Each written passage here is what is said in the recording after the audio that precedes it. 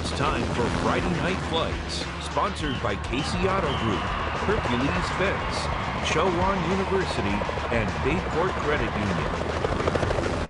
Feel like we've said this a couple times the last few weeks. A perfect, beautiful fall night for high school football. Chopper 10 giving you a view you will only see on Friday Night Flights. This is Virginia Beach, undefeated Green Run, hosting Ocean Lakes. The Stallions wasted no time. Former Player of the Week Kevin White Jr. hits a wide open. Jaden Anderson does the rest there for the easy score. This Stallions team undefeated for a reason. Green Run's Damari Palmer takes the handoff, takes it to the outside. He's in the end zone. More from the Stallions. White again. He's got an offer from Duke because he's got a cannon like that. I mean, that is a beautiful pass, Nathan, to Deshaun Newby. Hauls it in for the touchdown. Green Run absolutely dominant. Stallions roll tonight big in shutout fashion, 63-0. Next Saturday, they'll play Salem. And with that, welcome in and happy Friday, the day of the week I think we honestly love the most here at Wavy TV 10. I'm Craig Loper. He is Nathan Epstein. This game tonight in Suffolk on our radar once these two teams got rolling this season. Oscar Smith and Kings Fork. And by the way, that Green Run team, they look like state contenders again. Yeah, Man, definitely. A lot of speed on that team. All right, back to this game, though. Both unbeaten into tonight. Oscar Smith, 5-0. Kings Fork, 6-0. The Tigers' offense came into this game averaging 42 points per game. Bulldogs' defense, though, man, are they for real, giving up just 6 points per game. Something had to give. Let's show you the highlights. Oscar Smith, the back-to-back Class 6 champs, beat the Bulldogs handedly last season in Chesapeake. I was at that game. It was special teams from the start. Oscar Smith setting the tone. The opening kickoff, Alvin Smith, give me all of that. Say it with your chest. There it goes. That's about 90 yards up the sideline, untouched for the game's first score. Tigers defense would stop the Bulldogs on their first drive, forcing a punt. And then when he punts it, who's there? Damon Etheridge. Did he sort of muff that or kind of fumble it, but he picks it up, and there he goes into the end zone. Tigers up 14-0 before the offense has even touched the field. Bulldogs battling back, though. Cameron Butler finds Danash Rogers, cuts through the middle of the defense and scores. Kings Fork would eventually take the lead, but turnovers hurt them all night. This guy is a ball magnet, Nathan. Etheridge, that is a tipped INT. He had a 101-yard return for a touchdown a few weeks back. Bulldogs' stingy defense, no match for Oscar Smith tonight. Caden Cox to Isaiah Akers, and that for the touchdown as Oscar Smith rolls. Not the score we thought. 52-21. And you say Player of the Week nominee. You could also call this one the Battle for the Beach. Huge crowd to see 6-1 Kempsville take on 5-1 Salem. Late fourth quarter, Kempsville in blue. Bad snap to CJ Spence, but look at the sophomore. Regains control. That's a first down burst. Spence playing for the injured starter Noah Lee. Same drive, under a minute to go. Kempsville down 10-7. The give to Justin Joyner. Stays on his feet. Off him. Finds the edge. End zone. It's a touchdown. Chiefs take a 3-point lead. The all-important extra point, Craig. We don't normally show this, but take a look at this. I heard about this. To make it a 4-point lead. Oh, it's up. Woo! Oh, just barely. Barely good, but it's good. So Salem needs a touchdown. You see Spence right there. Chiefs have to hold for 3 more seconds. Sun Devils had one final heave at the end zone. Here comes Jason Williams for the win. Ball batted around, incomplete. Without their starting quarterback, without starting running back Naquan Pierce-Washington, Kempsville finds a way and wins it 14-10.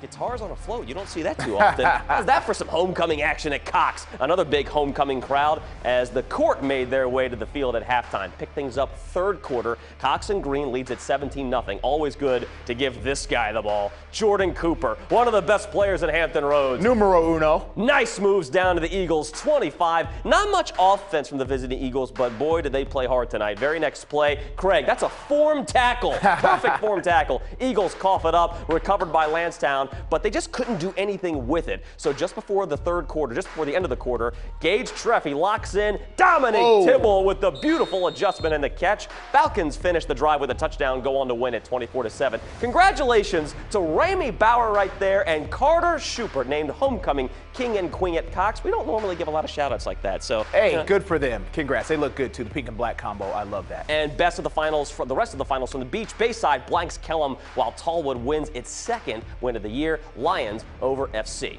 All right, back to the Southeastern District and a run of games through Chesapeake. Yeah, but we begin with a good one between Nansemond River and Deep Creek. Both teams 4-2. Nansemond River won its last 3 games in this series, so the Hornets trying for their first win over the Warriors in 4 years. Hornets student section, gotta love it. And Vic Wallace is a loyal viewer of ours tonight. He came up to me and approached me. Shout out to him and his son Dreen on the Deep Creek team. Warriors up 14-0 early third quarter. A Kendrick Overton, dangerous with his arm and his legs. We see him do it each week. Scramble for the score, and it is 21-0. Hornets trying to keep it close. Their quarterback, Brehan Coffee, take a sip of this, tucks it, and picks up a huge game into Nansemond River territory.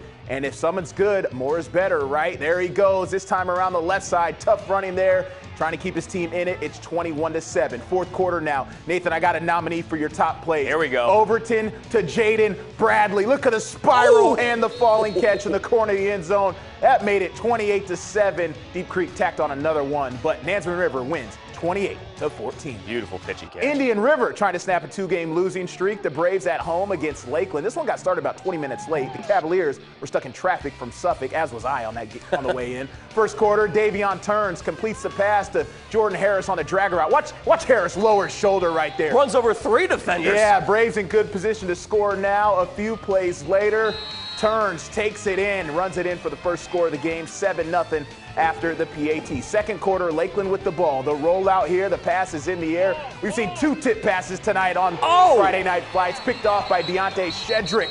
And Shedrick comes up with a nice play there. His knee was down. Couldn't advance the ball. Concentration, though. Late second quarter, Cavaliers backed up. It's a mistimed snap. The ball goes into the end zone, and the Braves defense all over it. Do the safety dance. Made it 9-0, and the Braves go on to win this one 36-0. Talk about turn back the clock. All right, homecoming at Western Branch, always one of the best atmospheres in Hampton Roads. Those Bruins fans, man, they turn out, especially when this team is a contender. Right. The 6-1 Bruins hosting Hickory. First quarter, Western Branch in gold on offense. Boy, this offense was gold. Taquan Trotman, quick strike. Paul Billups Jr. for the touchdown. Top recruit in Hampton Roads, headed to North Carolina. Puts the Bruins up 7-0. Still first quarter. Bruins back at it. Trotman this time going long. Devin Cook. Wow. Makes the adjustment, makes the catch. Touchdown. Bruins up 14-3. So talented at wideout. End of the first quarter. Hickory trying to make it something happen, but Owen Kelly, Craig, you can't throw in the direction of Billups. He's going to be a Tar Heel for a reason. Interception. That's a pick 6. It's 28-6 Bruins lead, and they just kept pouring it on. Second quarter, Bruins ball. Trotman going deep. Oh, my goodness. Come on, look who's there. What is this, Madden? Billups all over the place.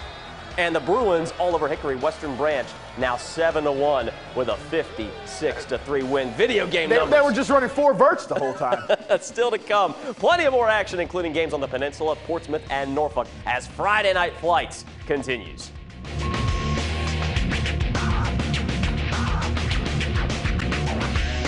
All right, we're back on Friday Night Flights. Craig Loper, Nathan Epstein with you now. Chopper 10 capturing these images of Lake Taylor's home game against Churchland in Norfolk. The Truckers trying to rebound from last week's loss to Maury. Lake Taylor trying for its 3rd win in a row. Here we go. Titans trailing until Jameer Sporty Freeman. When you got a guy who's 6'7", Nathan, just throw it up. We know who he is. Elijah Washington. He's 6'7". That's what you do. You just throw go balls to him.